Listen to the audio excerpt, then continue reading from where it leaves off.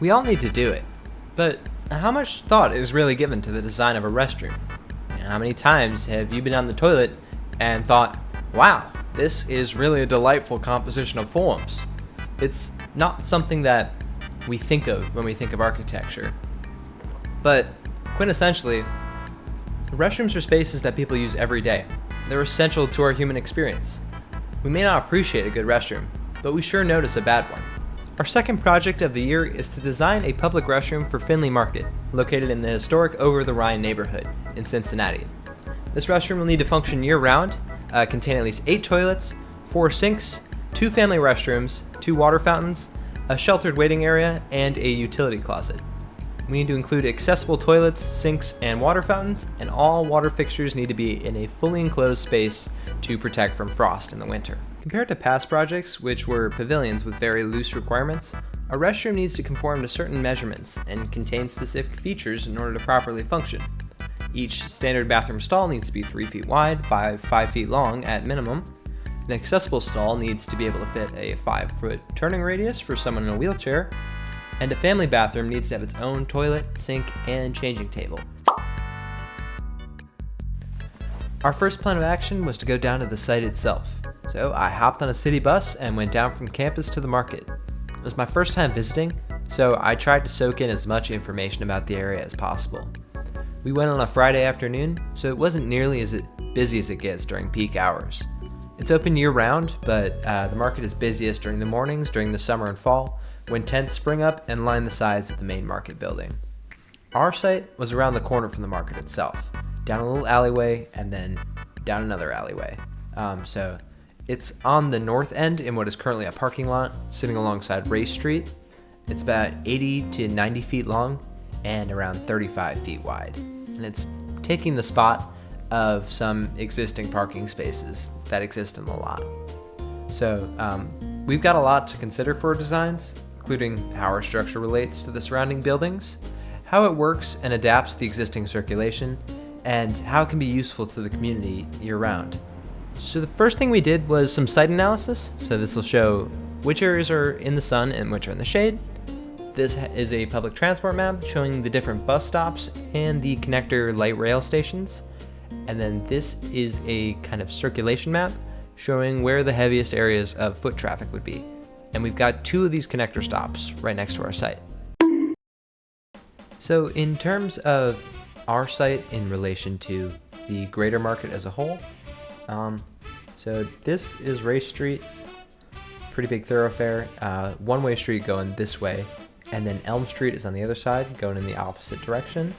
There's a streetcar stop right here, and then our site, which I'll draw in teal, is basically this big. So this is where we'll be able to put our bathroom. And so the market's here in the center. This is where the big market building is. There's shops along the side here, and there'll be tents during busier market days. And so our bathroom is basically accessible to anyone walking along this street here, if you want to, or if you're like in the greater market area, you go in and out that way, or you come in from here or from here. And so it's kind of accessible on all sides. There's an alleyway that runs right behind our site, and so all 4 faces are going to be exposed. So we kind of have to think about where exactly do we want like the entrance to be? Where is that kind of threshold where people are entering from? Do we want it to face the street, or do we want it to be a little bit more private and face more of the market? And it depends. So right now, my initial thoughts are to have, let me get a square going, or a rectangle. If this is our site that we're designated, this is Race Street, and then we've got the alleyway coming from behind, and then this is parking up here. You can have my initial thought. The one idea I did have was to have a communal like hand washing place, and so you could have that kind of be semi-exposed to the elements, maybe in the middle, where you would have places to wash your hands here. So sinks right there, and then men's on one side, women's on the other. And that would maybe work. I'm going to argue it wouldn't help for people that are along the street. Do we want them to be able to see right in, or do we want it to kind of have a bit more privacy and shelter that threshold? Who knows? But I was also thinking having garage doors that could be opened. So depending on how warm or cold it is, you could open up the walls, allowing for more natural ventilation, or you could close them and have a smaller door that you could go through that would help protect it in the winter. So yeah, that's my initial thought process right now, and see how it evolves in the future. So this was my first 3D model. It's pretty simple, looks kind of like a park pavilion, but we just got the kind of basic massing of the different areas. Communal hand washing space, and then space for men's, women's. And this is with the added, initially I wanted these like big bifold doors that would come up, and then they would function as kind of an awning, leaving those 3 bays open. And then we'd also have one in the front. Take the roof off here. So I forget what I was showing, but essentially we'd have a public space and a private space. Now here I've switched it up to a truss system at the roof, and then we've got kind of a segmented folding door that opens up even further, opens up into the roof itself rather than just on the wall. So here's kind of a rendered version of that. Got our doors folded up on one side so you can see how they look when they're open, and closed on the other side. And then take the roof off, and again you can kind of see how it's evolved. We've got kind of a, oh, I forgot about this guy. Here's my scale figure. Hello, Jack. And here I've added a corrugated metal roof. So instead of just a flat plane, now we've got an actual material that's only like a ½ inch thick. So it kind of drastically changes the way that roof plane works. Now it's just kind of a very thin covering, providing shelter from the rain. And we've got that clerestory where instead of having a window, you can kind of just, you can't see out, but ventilation can escape. And here I'm showing off the new trusses I made, which I did eventually have to redo, but these are much less heavy than the previous ones, which were very thick. This is more of a lightweight kind of steel construction. And here I'm showing off the new sort of doors. These ones are rolling up instead of folding, so there's really no footprint for them when they're open. And got these nice blue plastic stall doors, and these toilet like blocks that I downloaded online. Did not make these, but adding some context. You know, the drinking fountain and the first sink model I made, which it's taking me kind of a minute to get to, but this was my first kind of design at the sink. And these are the new trusses I made. We're going with black steel this time, and kind of brings us to where the model ended up. The first model we made was this half section model that I really wasn't happy with. Structurally it wasn't great, and it just didn't look all that good. So starting over for our final model, I got these sheets of aspen plywood from Joann Fabrics before they closed, and basswood sticks to act as our columns. And cutting that plywood was absolutely terrible with just a box cutter. It took me ages, and I really hurt my thumbs. But the overall effect it gives is really nice. Nice neutral color. Got basswood sheets to add some detail to them. And for our doors, I wasn't going to cut that out anymore, so I just drew those on with some pencil. Then started to arrange our walls, laying them nice and flat to keep them even. And then once they were all together, you could put them to upright, and we'd have the basis of our structure. Then we could go to the roof, and I didn't really want to make these complicated trusses for all the columns, so I just did the front and the back end that you would be able to see, and the inner ones I just left undetailed since you would never be able to see them. And boom, there's our final model. Got corrugated cardboard for our roof, Bristol for the garage doors, and looky here.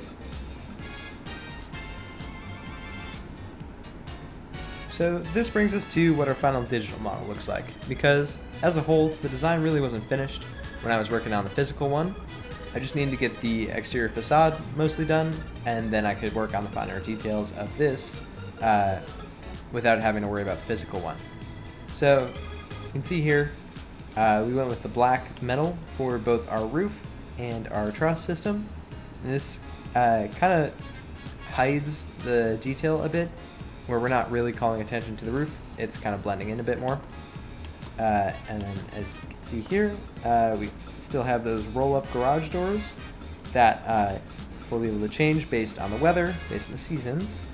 Let me take the roof off so you guys can see inside. And first, wanted to mirror the font that Findlay Market has going on their signage. So this is the exact same font, same kind of shape of sign, and it's meant to cue in passersby to let them know that yes, this is a public bathroom, and yes, it's associated with Findlay Market. So we got our bubblers, that's what we call them here where we're from, and they're over on this wall, and then our sink and our hand dryer are here. We got this kind of public space and a more communal hand washing space that isn't a part of the more private bathroom. Here on the men's side, we've got our urinals and our accessible urinal, 3 stalls, and then the big accessible stall, rounding out to 4. This is definitely a little bit bigger than you need it to be, but typically when you have an accessible stall, you can just put it at the end of your kind of hallway and make all that sort of space available. You just want to have it be 5 feet in width minimum. Then here on the women's side, we've got 6 stalls, including the accessible one, and then rather than cramming in one more, I thought it would be better to include a bench that would make use of some of that dead space, because if I had crammed another stall in, there would have been about a 1.5 foot gap in between here that you really couldn't put anything in. And so I think having the bench was a bit more elegant solution, and it's not like we're really strapped for space with the amount of toilets we have. Then we've got kind of mirrored family bathrooms, which have their own toilet, hand dryer, sink. And then the maintenance closet, there's a nice big and spacious 8 by 8 feet rounding out the back. And you throw the roof back on. Wanted to have this kind of open to Race Street here, so people that are going to the market, which is in the back here, will be able to see this on their way to and from. And the connector stop is basically in front of this building here. So I didn't show it super up close, but essentially the connector runs through here, and then it turns around, and then it comes back this way. So anyone that is going onto the trolley is headed downtown. There's really no people that are getting off here, because the off stop is in the other corner of the market, and so everyone that's getting off the trolley gets off there, and then this is the spot to get back on the trolley. So with that in mind, it didn't need to distract from the market per se. It just needed to be eye-catching to people that are waiting for it, that they have a place to go while they're waiting for their ride.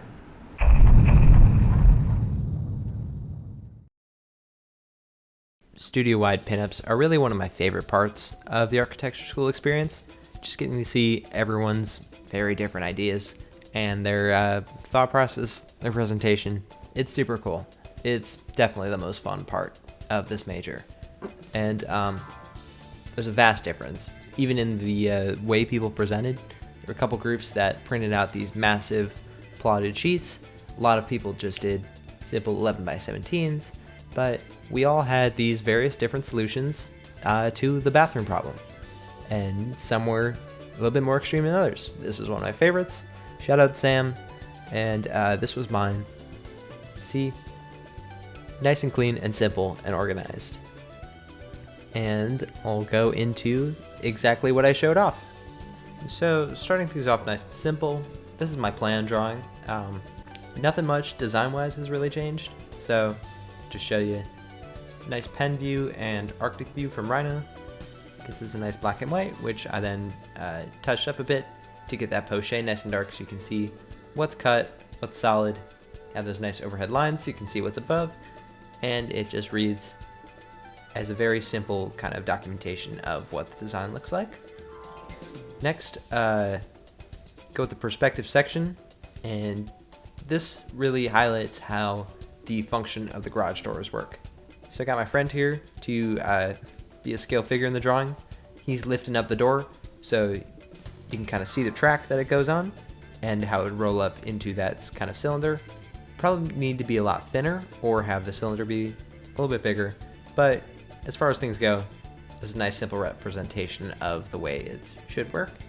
And we got a perspective section, so you can kind of see backwards into the design, and so you can see those stall doors at the back and this guy washing his hands. Next, we'll go with the longitudinal section, so it would be cut the other way, and this one's really fun. I put myself in as a scale figure. I'm drinking from the bubbler over there, but we got a couple other funny touches. This guy is absolutely hauling ass to get to the bathroom. He had some coffee or something. This girl is confused out of her mind as to why that guy's running so fast, and then, you know, just had to put a guy at the urinal. Then I'm gonna move on to the sort of seasonal renders I made. Go in order.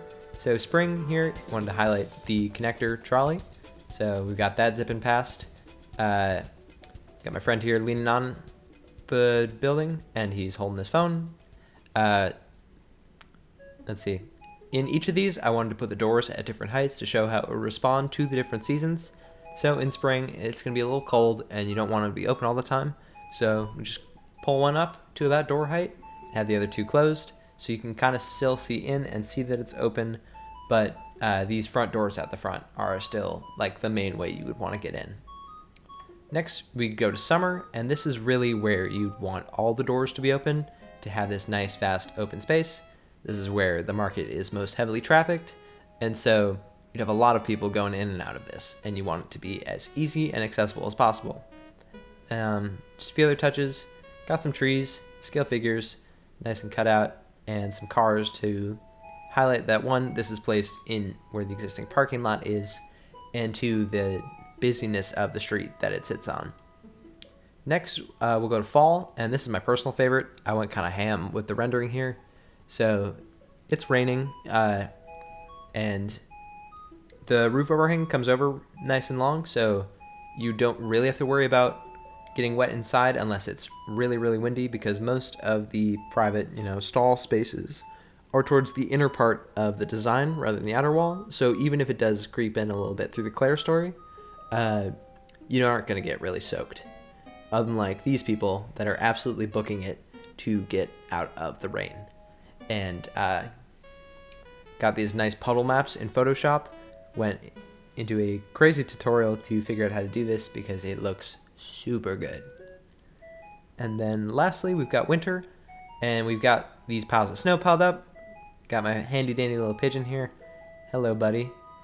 And in this one, the doors are all closed, because we obviously don't want heat to get out in these colder months, and so keep it as closed as possible. But this feature really allows the bathroom to function year round and keep it open in the summer like you'd want it to be. So and then finally, we've got for our design science class, this kind of in-depth construction section detail showing how it would be made. So we've got a slab on grade foundation, big old concrete footer underneath the wall, and so showing the different hatches for the materials, the different sort of technical elements you need. So we got rigid insulation, our vapor barrier to protect against moisture, these isolation joints in between the concrete, so that way it doesn't, you don't want to pour a big concrete slab because that'll crack, so that'll help prevent against that. We've got our brick structure. Since this is load-bearing brick and it's 2 widths thick, we've got to have these headers every couple courses to hold it together. If you ever used Lego, you kind of know what I'm talking about here. We need to hold the 2 coplanar walls, or the 2 parallel walls together by connecting them like that. And then showing how the truss comes and connects to the columns themselves, where it's kind of bolted in on either side to kind of grip onto that column. we had a couple of Hank's 5th-year students come to critique us for our pinup. So took a couple of notes to, even if I was gonna work on this to improve and to, carry these ideas forward when I work on future designs. So really only a couple of notes.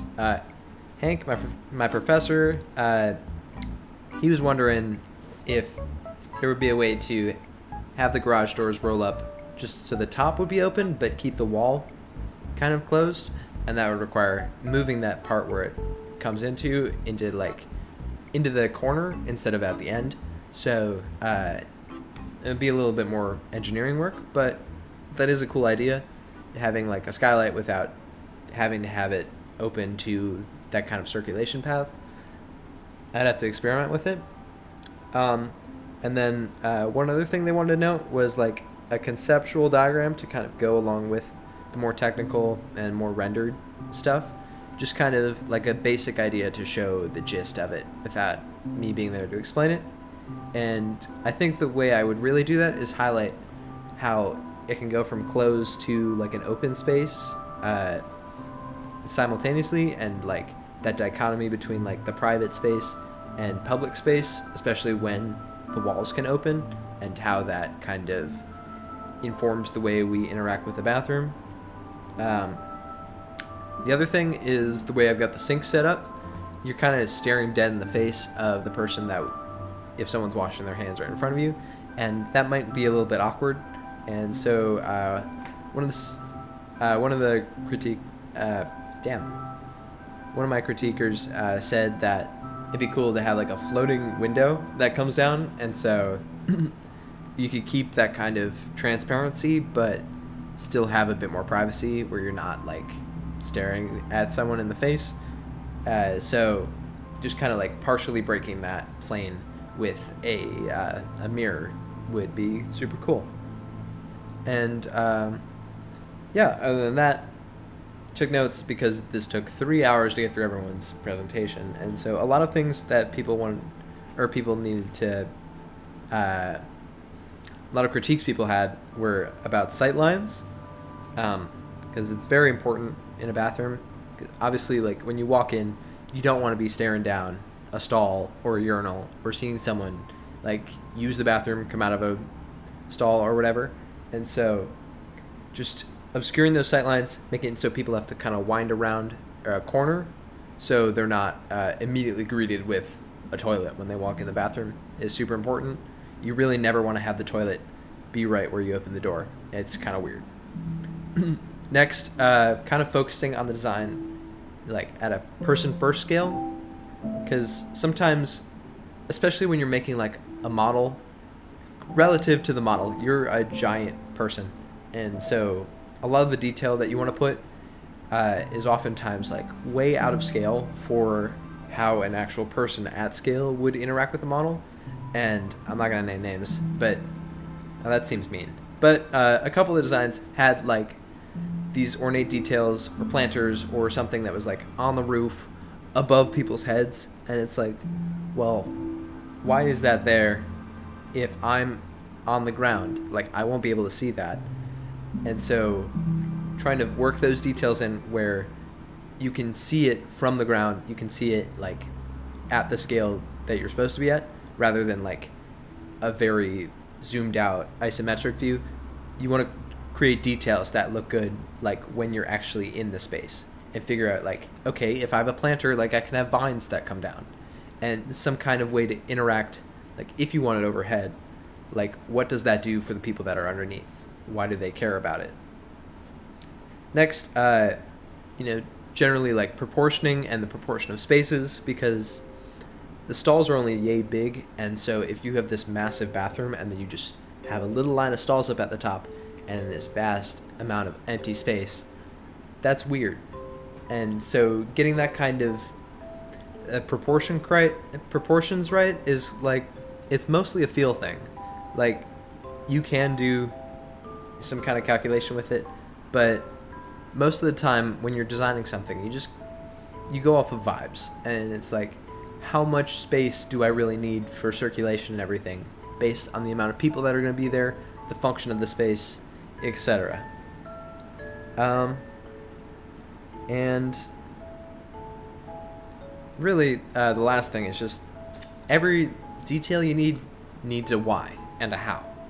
And it's like, for every detail you pick, you need to have some kind of explanation for it. Whether that's a structural detail, a more ornamental detail, everything should have a why. And sometimes the why can be like, it looks cool, but that shouldn't be the end all be all of it. Like, if you're just having a detail because it looks nice, you gotta kind of play that up a bit more. What about it looks nice? Can you like accentuate that in a more pronounced way? Like, if you like the look of like dark materials, like what is it about that kind of darkness? Do you want like the absorption of light? Do you want to play into that? Do you want to have it be kind of a dark experience and have like not a lot of reflectivity? It's just creating a language and a way to, have more reasoning for things besides just like, well, I picked this. And everything needs like a how of like, how are you going to actually make this work? You can't just like pick a detail and then, I don't know. Focusing on function is ultimately super important, because we can work in like the theoretical all we want, but ultimately architecture is about the built environment, and you can only run away from it so long before you have to really confront how you're going to make these details work. And thinking about how they would end up functioning is really one way you can make the details stronger, because obviously when we're just kind of in a fantasy land and not thinking about how does this structurally work, it's hard to like go in one direction or the other. But when you're actually thinking about, okay, this load is coming onto here and I'm going to need to have a connection point here and all of that, it makes you make design decisions that will ultimately make your model feel more real. Yeah, this kind of was rambly, but that'll do it. Thank you guys so much for watching. If you enjoyed, be sure to like the video. If you want to see more, I'm going to be doing videos for each project I make in school. So be sure to subscribe if you want to catch those.